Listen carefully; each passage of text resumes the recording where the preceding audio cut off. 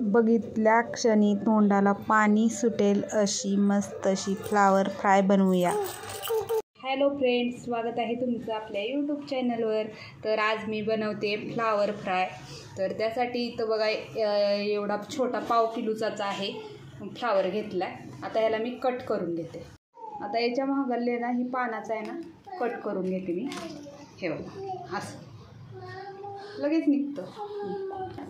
ह्याला बघा असं मोठं मोठंच हे करून घेणार, कट करून घेते असं।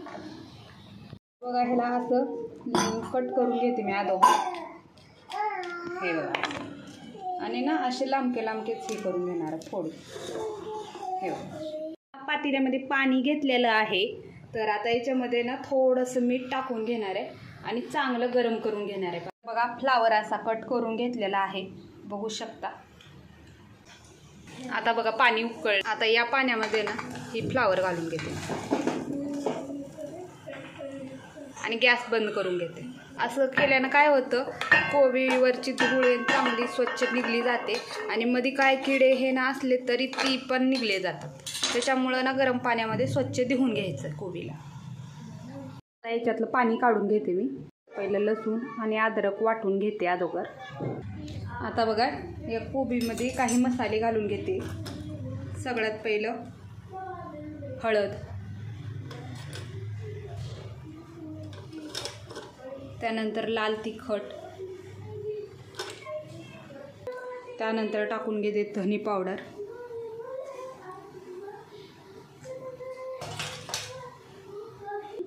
जिरा पावडर, 1 चमचा गरम मसाला, अद्रक लसणाची पेस्ट,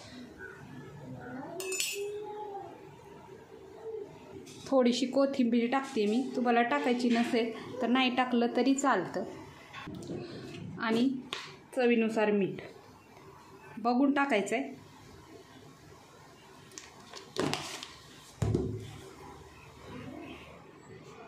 आणि अर्धा चमचा तेल। तर आता याला चांगलं मिक्स करून घेते मी। आणि तुम्ही ना याला एका वाटीमध्ये सगळे मसाले कालवून बी घालू शकता, पण मी डायरेक्टली घालते।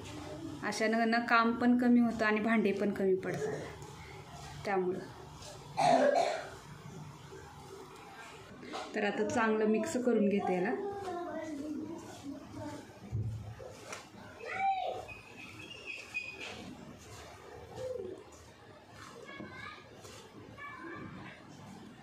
पहिला छान मसाला लागलाय बघा पूर्णपणे।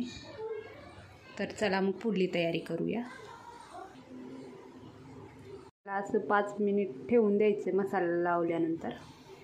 आता कढई गरम झाली आहे।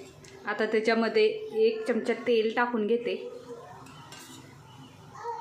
आता तेल चांगलं गरम झालं। आता याच्यामध्ये जिरे आणि थोडीशी मोहरी।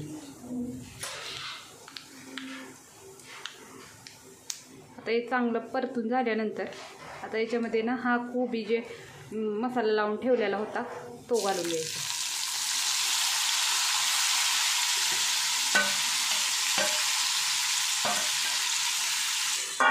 आणि आता चांगलं परतून घ्यायचं। आता चांगला परतून घ्यायचा।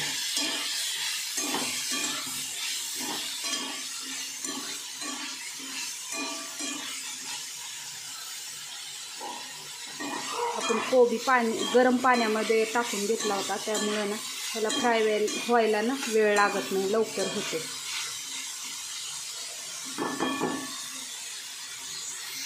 बघू शकता कसा दिसतोय कोबी आपला, मस्त असा फ्राय होते। आता याच्यावर ताट झाकून 5 मिनिटं चांगलं शिजवून घ्यायचं आहे। बघूया आपलं फ्लावर फ्राय झालंय का।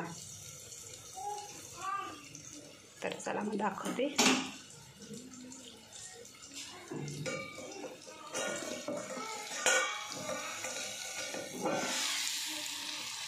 तर बघू शकता किती मस्त झालेलं आहे, हे बघू शकता।